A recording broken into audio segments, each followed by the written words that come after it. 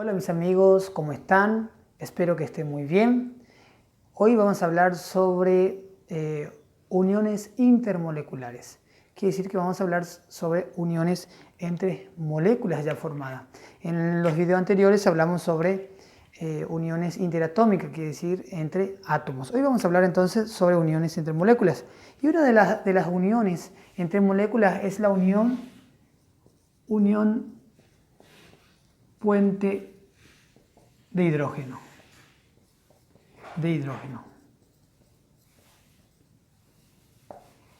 Esta unión se produce entre el hidrógeno más un átomo pequeño y muy electronegativo.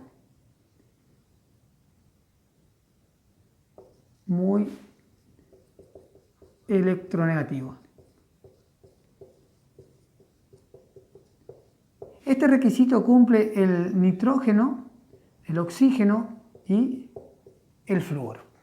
Veamos un ejemplo, por ejemplo la molécula del agua. El agua está formada por el oxígeno y el hidrógeno. ¿Sí?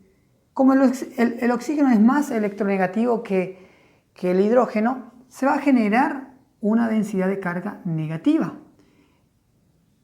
Como el oxígeno atrae el electrón del hidrógeno, acá se va a generar una densidad de carga positiva. De igual manera en este átomo de hidrógeno también. Ahora, ¿qué pasa si se acerca una molécula o acercamos una molécula o otra molécula de agua? Va a ocurrir la misma forma. Va a generar una densidad de carga negativa en el oxígeno, una densidad de carga positiva en el hidrógeno, de igual manera en este hidrógeno. Entonces, como hablamos de unión entre moléculas, se debe unir esta molécula con esta molécula. Entonces, aquí se va a producir la unión puente de hidrógeno. Entonces, esta es la unión puente de hidrógeno.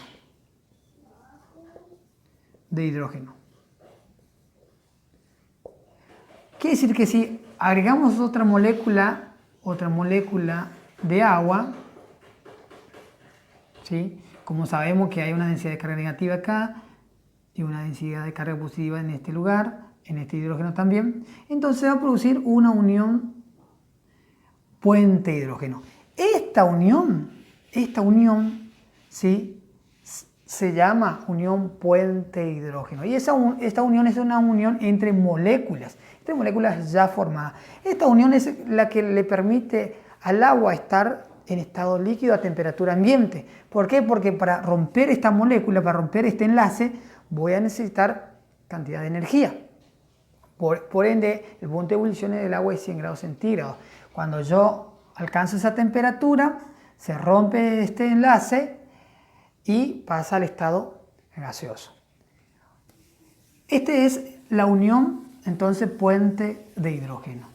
Una de las uniones entre moléculas. También está la unión dipolo,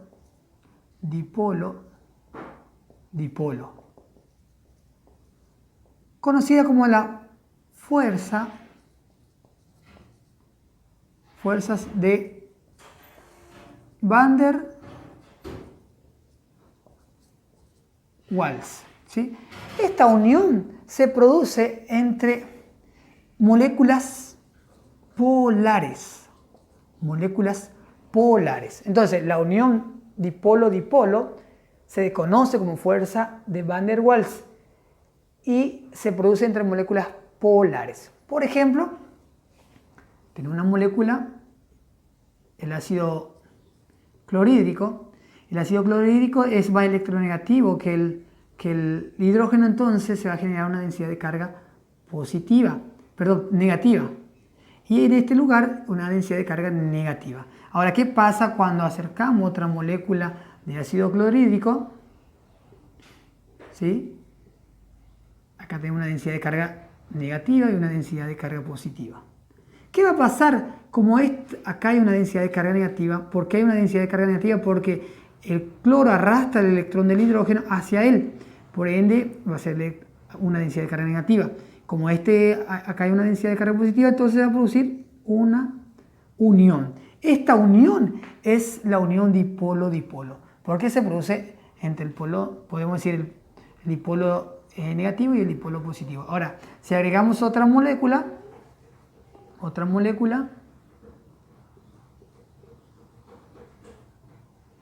acá decimos que hay una densidad de carga positiva y acá una densidad de carga negativa. Entonces, acá se va a producir un enlace dipolo-dipolo. Esta fuerza o esta unión es muy débil, que con un poco de temperatura esto se rompe y pasa al estado gaseoso, ¿sí?